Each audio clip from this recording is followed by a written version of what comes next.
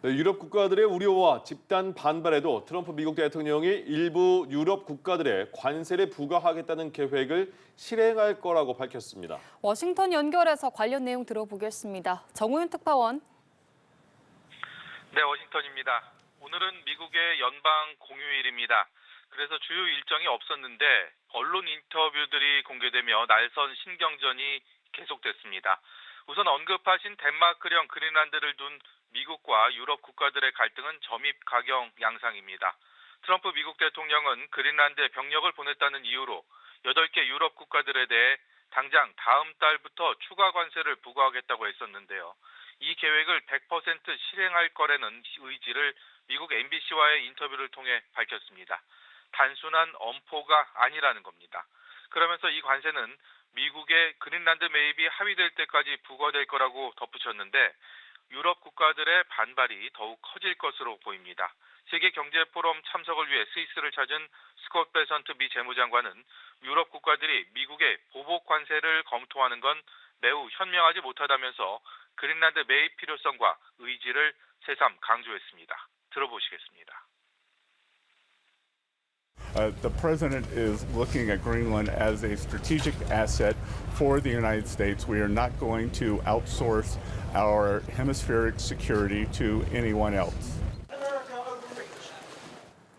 트럼프 대통령이 이렇게 그린란드에 욕심을 부리는 이유 중에 하나가 노벨상 수상 불발과 관련이 있다는 이야기도 있는데요. 정확히 어떤 내용입니까?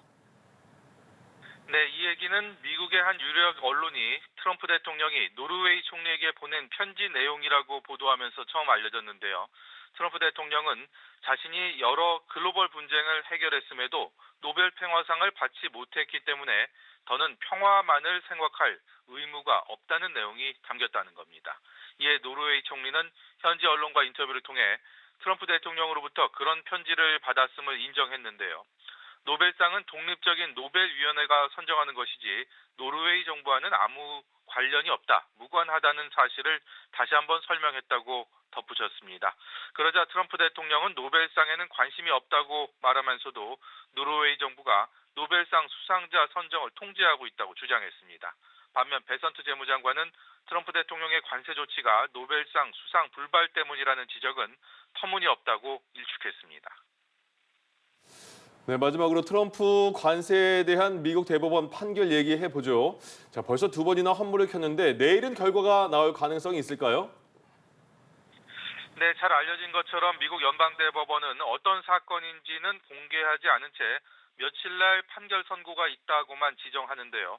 말씀하신 두 차례 앞선 지정일엔 트럼프 관세 판결이 없었습니다. 대법원은 현지 시간 20일, 우리 시간으로 21일 새벽에 지난번과 마찬가지로 판결 선고가 있을 거라고만 밝혔기 때문에 이번 역시도 결과를 지켜봐야 할 것 같습니다. 1심과 2심 재판부는 트럼프 대통령의 상호 관세가 위법이라는 판단을 했는데요.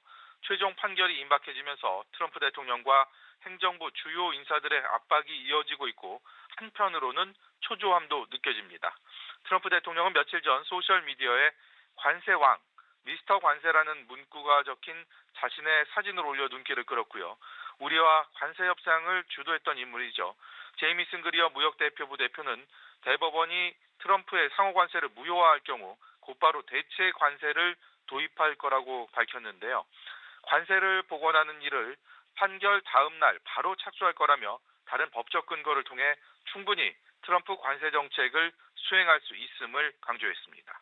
지금까지 워싱턴에서 연합뉴스 TV 정호윤입니다.